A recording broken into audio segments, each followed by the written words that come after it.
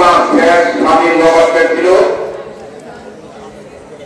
তোমরা কি বলতে পারবে বাংলার শেষ স্বাধীন নবাব ছিল? আমি যদি নিতে চাই তাহলে অবস্থা খারাপ করে ফেলবো।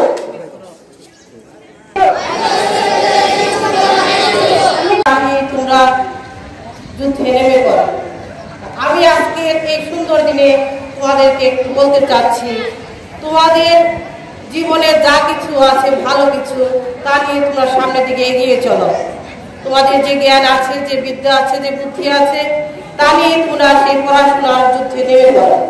তবে দেখবে একদিন এই বাংলাদেশ যেমন জয়ী হয়েছিল, তোমরাও তোমাদের জীবনে জয় লাভ করতে পারবে। বঙ্গবন্ধু শেখ মুজিবুর রহমান নিয়ম হলো যে পার্টি জয় লাভ করবে তারা দেশ চালাবে। প্রশাসনের সাথে যোগাযোগ করে এমন একটা অবস্থা সৃষ্টি করলেন যাতে আওয়ামী লীগ শেখ মুজিবুর রহমান ক্ষমতা প্রধানমন্ত্রী না হতে পারে। এই ঘোষণা যদি উনি না দিতেন তাহলে বাঙালি জাতি লড়াই করতে পারতো না। আমরা কিসের জন্য লড়াই করবো? তিনি ঘোষণা দিয়ে গেছেন যে আমরা স্বাধীন। প্রতিষ্ঠান কর্তৃক আয়োজিত আজকের অনুষ্ঠানে উপস্থিত সম্মানিত সহকারী প্রধান শিক্ষিকা, শ্রদ্ধেয় শিক্ষকবৃন্দ এবং আমার সহপাঠীরা, সবার প্রতি আমার সালাম, আদাব ও স্বাধীনতা দিবসের শুভেচ্ছা।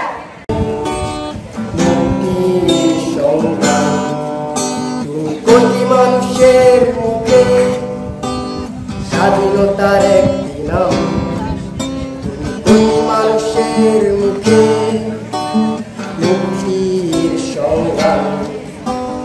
বঙ্গবন্ধু তুমি একটি দেশ, লাল সবুজের পতাকা। বঙ্গবন্ধু তুমি একটি বাসন, চেতনায় জেগে ওঠা।